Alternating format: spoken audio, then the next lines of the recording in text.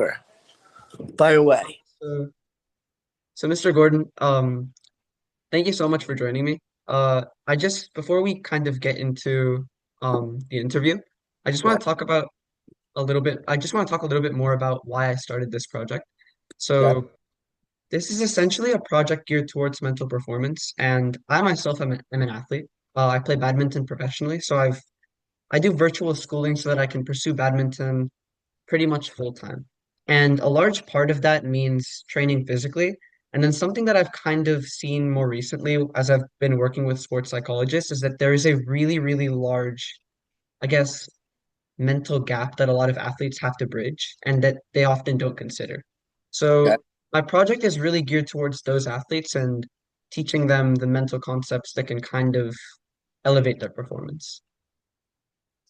Love it. That's So I think that's amazing. thank you so much. So throughout the entire call, I just want you to kind of think of yourself as telling all of the concepts that you're going to be explaining to that one person who you think is struggling, or maybe to a past version of yourself who you think struggled with performing it at his highest, someone that you know really, really needs it. Just imagine telling all of what you're about to say to them. So my very first question for you, what was the moment in your own life where you kind of realized that energy and mindset were the true difference makers in performance. And it wasn't just all about talent or effort. I'm not sure if there was a particular moment. I do remember a moment in college when I was playing lacrosse and I played free and I had this incredible feeling and experience just playing free, not worrying about the outcome, not worrying about messing up, just loving playing in that moment. And I look back, I wish I would have had more moments like that. I know that a positive mindset is what helps us perform at a higher level. But I didn't really always experience that as a Division I athlete. It was later on as I taught it and shared it that I realized the power of that. And now, as someone who's 55 years old and plays pickleball, I actually use that in my own athletic performance now. And I wish I would have known this when I was younger. Pickleball is such a fun sport too. Oh, it's a I blast. actually, last weekend, a couple of my friends, we all got together and played pickleball. It was honestly so fun. My very first time. Well, if you're obviously a world class badminton player, then pickleball will be something you're really good at too. I was okay. I wasn't. It was nothing to write home about. But Well, so die. you were talking about. Yeah, sorry. I think you just cut out. Oh, You have good hand-eye coordination. oh yeah, racket sports. Yep. So you're kind of talking about like having that positive mindset. Do you think that's something that like people are born with or people just kind of have? Like, are there naturally optimistic people? Or do you think it has more to do with kind of becoming resilient over time or becoming more optimistic over time? Well, research shows that we are born with a certain happiness set point, and I believe a certain positivity set point. Some of us are born more positive than others. I think I tend to be a little more naturally negative. But what I've learned is that you can develop it. You can rewire your brain from negative to positive. So no matter where you started, no matter where you are, you can actually become a more positive version of yourself. But if you think back to when you first learned to walk as a child, you didn't know how to walk and you just started doing it and you fell down and you got knocked down and you kept getting back up. So I believe the resilience is already within us. We already have the internal grit to keep going, to find our way and eventually walk. Well, it's the same thing with life. I believe we have that inside of us. I think over time, what happens is life beats us down. We face rejection. We have challenges, adversity. We fail.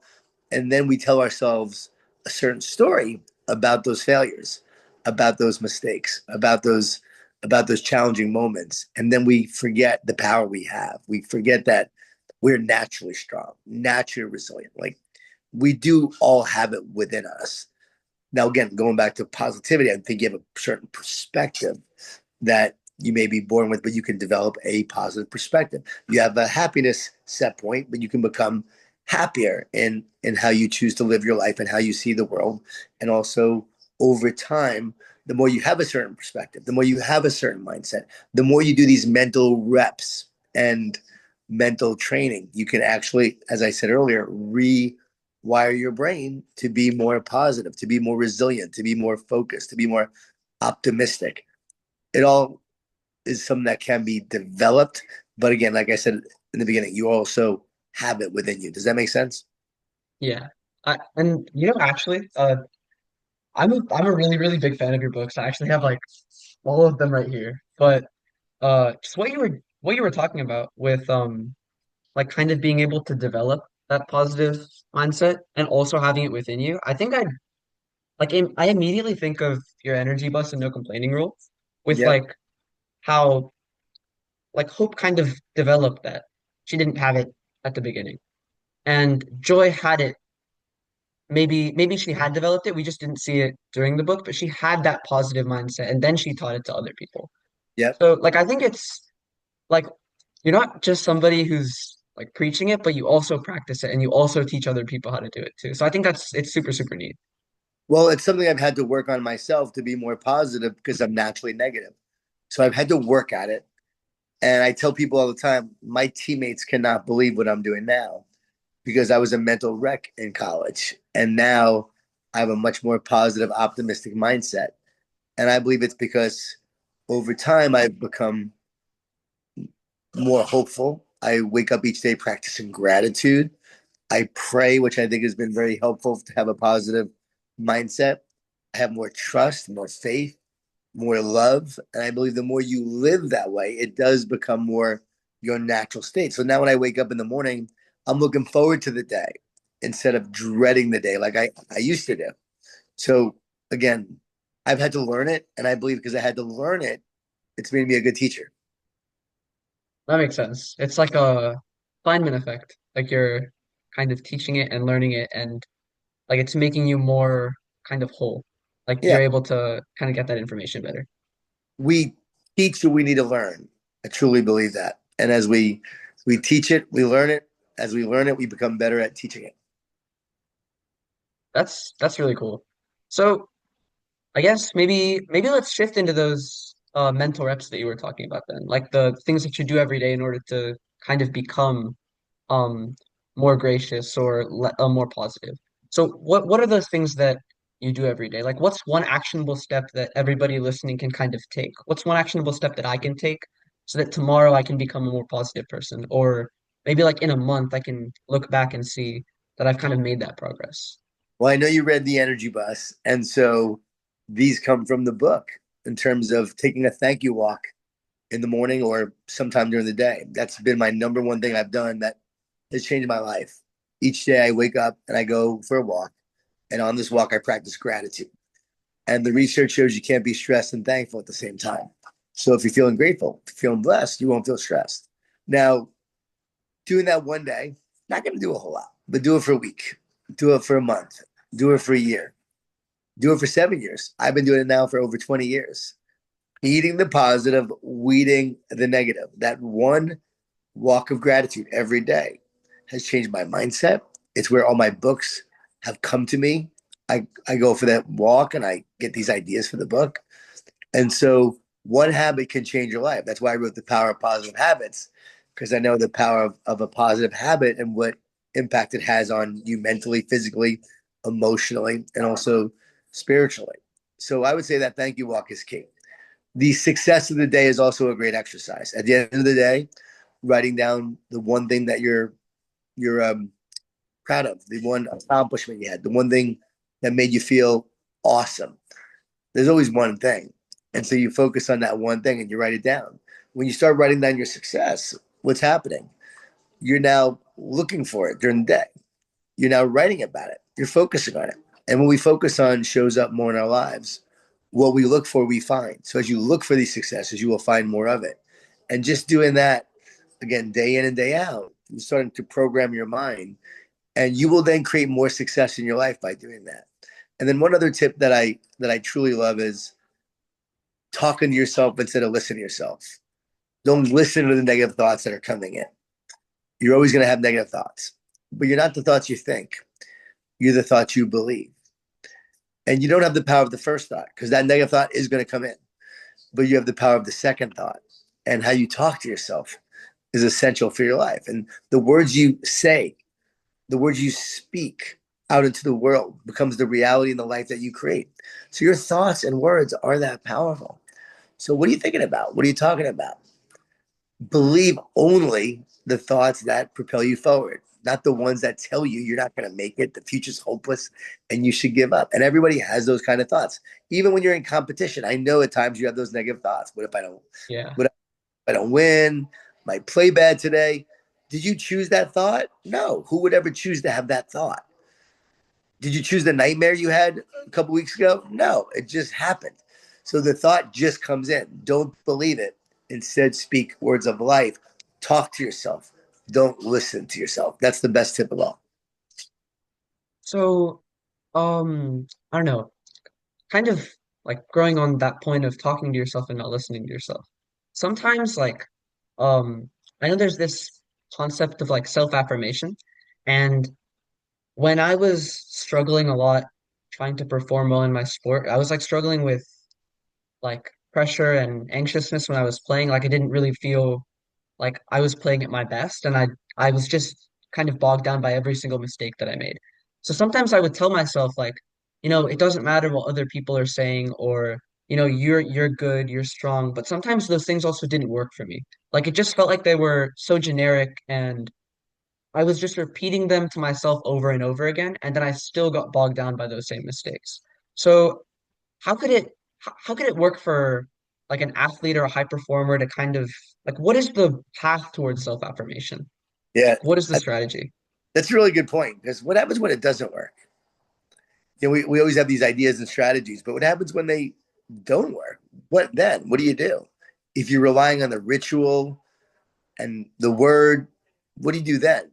Well, it goes deeper than that. And the reason why it didn't work was because you really didn't believe it. And you were then having more thoughts. As I wrote in the One Truth, the two circles. One circle is three dots, the other circle is 1,000 dots. Which mind will perform at a higher level, the three or the thousand? The three. So even though you were talking to yourself in a positive way, you still had a lot of dots in there. Yeah. You're actually better when you're not thinking versus thinking. When you're just flowing and playing and not thinking. So I would rather you not think than think at all. And I'd rather you choose positive thinking instead of negative thinking. But here's the deal. The key with this is you still had fear. You still had doubt.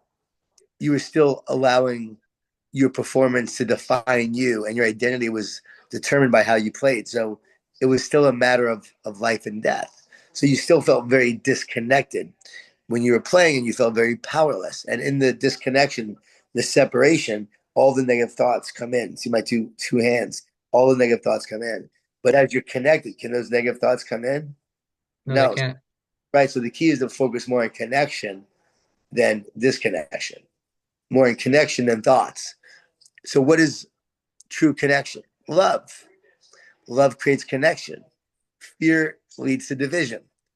So I'd rather you focus on loving the battle, loving the moment, just loving playing. So it's not about like, oh, tell yourself it doesn't matter. No, I'm going to love the battle. That's it. It does matter. I'm going to love competing. I'm going to love battling and playing. I'm going to love the opportunity that I have to do this. If it doesn't work out, if I don't win, so be it. But I'm going to give it up my all, and I'm not going to worry about it or regret that I didn't give my all, that I played fearful. I'm going to go for it and attack. Don't defend, attack. Now, of course, you have to defend at different times, but I'm not going to play with fear. I'm going to play with love and attack the moment.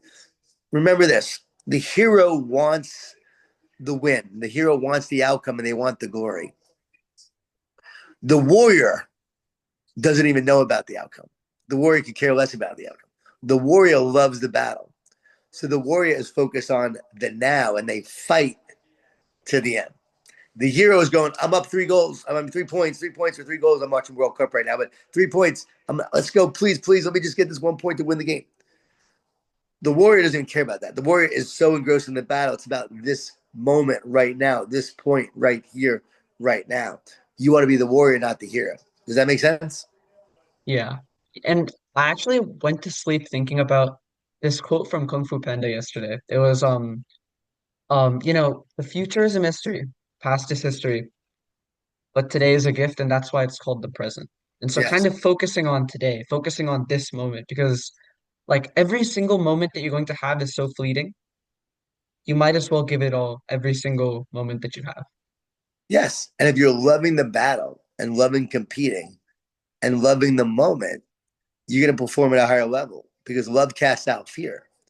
Love is more powerful than fear. And the minute you focus on love, fear dissipates. It's like turning on the light in a dark room. The darkness dissolves. Just turn on the light. And you also mentioned talking about like your successes, kind of um like making sure that your achievements are a part of your identity, or like making sure, I wouldn't say part of your identity, but making sure that you're aware of your achievements as well, so that they can kind of give you that structure and give you that confidence. So something that me and my family have been doing is I think I got the concept from one of your books. We call it our one good shot of the day. So I Yes. think you wrote that like a golfer, right? They Yeah. always remember that one good shot that they hit at the end of their like session or at the end of their holes. So we talk about it like at the end of the day, we'll go into like my sister's room, my little sister's room, and me, my mom, and my sister will all talk about our one good shot of the day. So for me, at least, this past weekend, I think my one good shot was definitely getting to talk to you Yeah. because I so my health science teacher had told me that, and this is one of the things that he's like a huge mentor in my life. I don't really get to talk to him as much anymore because I'm not going to in-person school because I'm focused more on playing professional badminton. But he kind of encouraged me to take this path. Like he told me to follow whatever it is that you want to do. But he told me that you're only ever going to get what you're brave enough to ask for. So you might as well ask for it.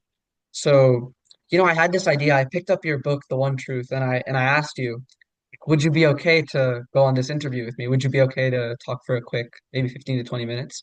And like I wasn't really expecting anything, but then you got back to me and you were like, "Yes, like I'd be okay to." So, I don't know, that was my one good shot. I And love I'd be interested to hear about what yours was. Uh I appreciate that. And I get asked a lot. I can't fulfill these requests all the time, but you were brave enough to ask. And you're young and you're hungry and you read The One Truth, which is a big deal. People want my attention and time, but they don't want to do the work up front. If you're reading my books and then you want to talk about them, I'll make time for someone because you've made the commitment, right? And I'll make the commitment back. And so I'm glad we're talking. This is great. And I know you have a great future ahead of you because you're bold enough to ask and then be bold enough to take action and live with no regrets, no fear, love the battle. So I always want you to remember that. And I would say my one good shot so far this weekend was just my wife's birthday was the 2nd, July 2nd. Today's July 4th. We're actually doing this on July 4th, the 250 years of America, which is pretty cool. And my wife, celebrated her 59th birthday. And I got her crab legs yesterday, got her favorite dessert. I'm not normally someone who supports her dessert eating. Too much sugar is not good for you, and I think she eats too much sugar. But I got her favorite dessert, got her crab legs, and she had a wonderful birthday. So to me, that was my one good shot that I was able to let her have and help her have a great time. Happy birthday to her. I had no idea. Yeah, thank you. Yeah, it was July 2nd. So we celebrate her birthday now all weekends because when it's her birthday, it's July 2nd, July 3rd, July 4th. We're gonna be celebrating it tomorrow. So she doesn't just have one day of birthday; she has like 5 days of birthday. That is super cool.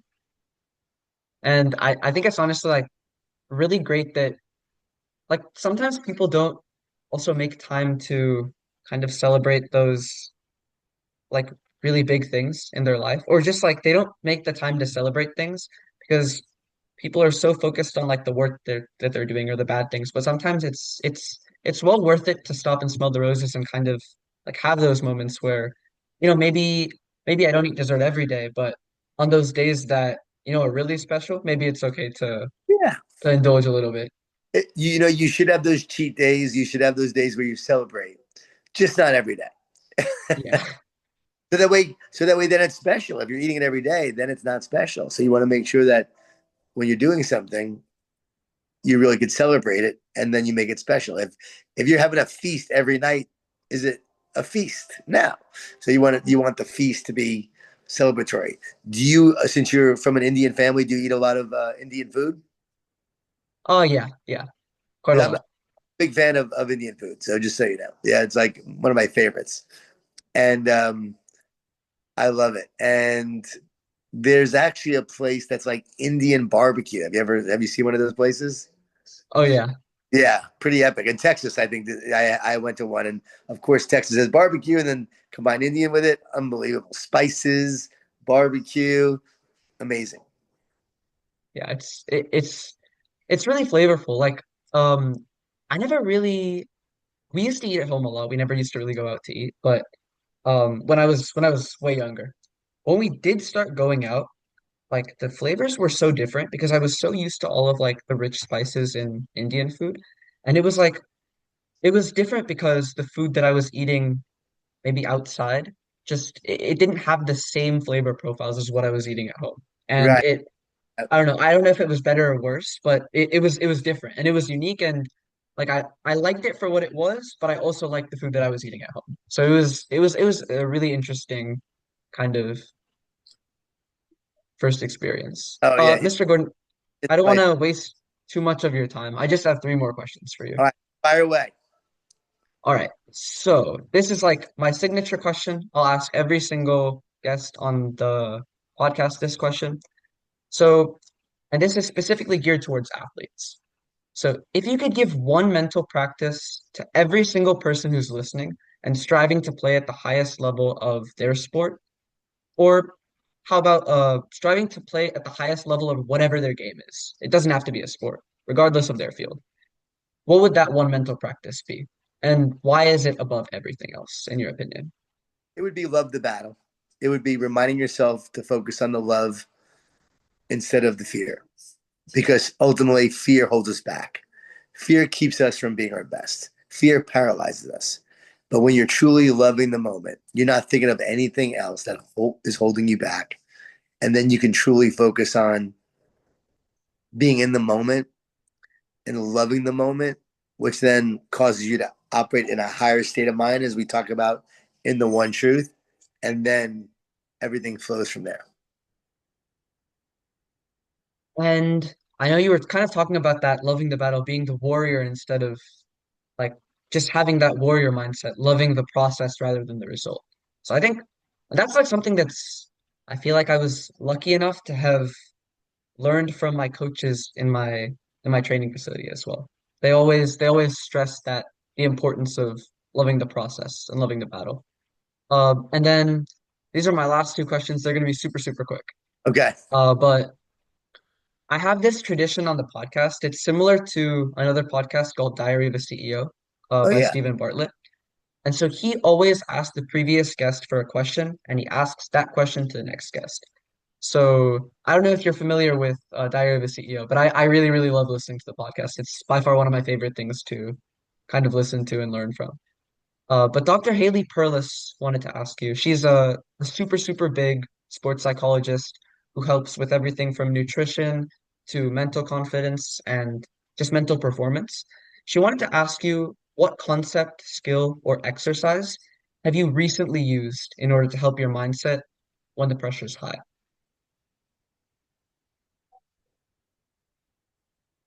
And I can repeat it for you. No, no, no. I'm just What thinking concept? recently.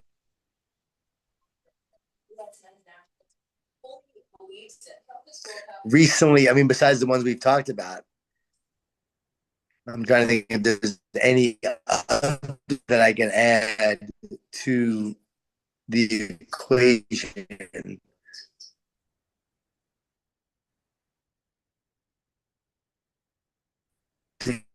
think that there are a lot of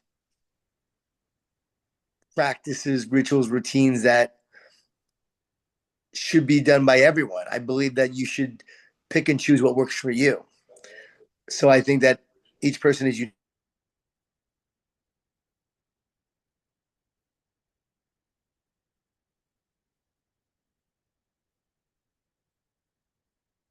mindset habit is one that actually speaks to you.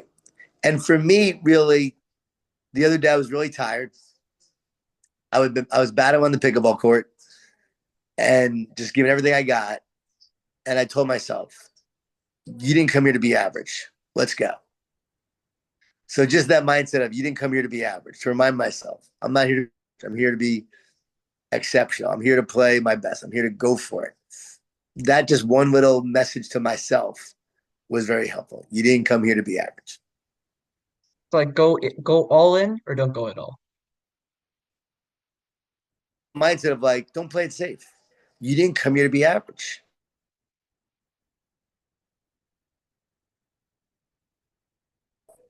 Don't be average. Give everything you got. You're tired. It's okay. You can sleep later. And I did take a nap later. Give it all you got in the moment. And then just one more thing. So for all of the people who are listening, I know that I'm pretty familiar with your books and your work, but for all of the people who are listening, if they wanted to follow your work and they wanted to kind of learn a little bit more from you, where could they do that? Like, do you have any socials that you like any social media platforms that you're on, or do you have a website or like any work that you think would be beneficial to the people Sure. who are listening? I would say go to my website, johngordon.com, JON Gordon.com. You'll find all my stuff there. Also, Instagram. Start following me on Instagram. I'm always sharing tips and ideas and videos on Instagram. That's at JON Gordon 11, at JON Gordon 11. I would say read my newest book, The Power of Positive Habits. You can go to powerofpositivehabitsbook.com, powerofpositivehabitsbook.com. It's a long URL. And if you go there and you get the book, you get a free action plan. And you also get a free habits builder where you put in your 3 top habits from the book, and then you get a customized 30-day plan to implement your habits. And a lot of the habits are mindset habits and positive thinking habits because thinking is a habit. How you think ultimately is a habit, and that will determine the life that you live and create. So your thoughts are important, as we talked about earlier. Your mindset is important. So I would say start there and also read the one truth that you read. If you really want to understand how thoughts work and you want to have a higher state of mind and you want to perform at your highest level, go to get the one truth.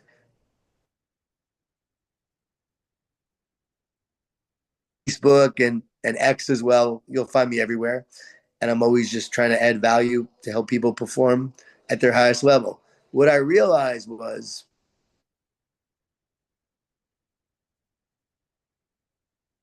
to a mission to help others get better because you're not supposed to go through life worried and anxious, fearful, and chronically stressed. And so many people are.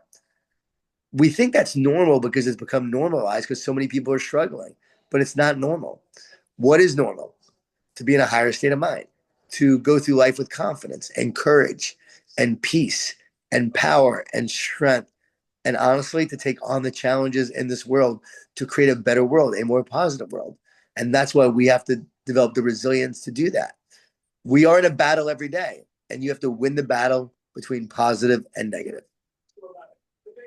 Thank you so much. Do you have any books that are kind of brewing? Any, or do we have to wait and see? Well, I'm working on a few other ones. I can't really say what they are now, but I am working on a few other ones, and they're going to be pretty cool. And I'm excited about these books. One is going to be a sequel to The Energy Bus called The Energy Bus Rides Again. It's Oh, been nice. 20 years, and I'm going to write a sequel. Well, I'll definitely be getting that one. Thank you Appreciate that. so much, Mr. Gordon. Hey, keep up the great work. Keep up the work that you're doing and the impact you're having. And also, from your performance standpoint, just keep loving the battle. Thank you so much. Have a great rest of your day. All right, you too. Appreciate you.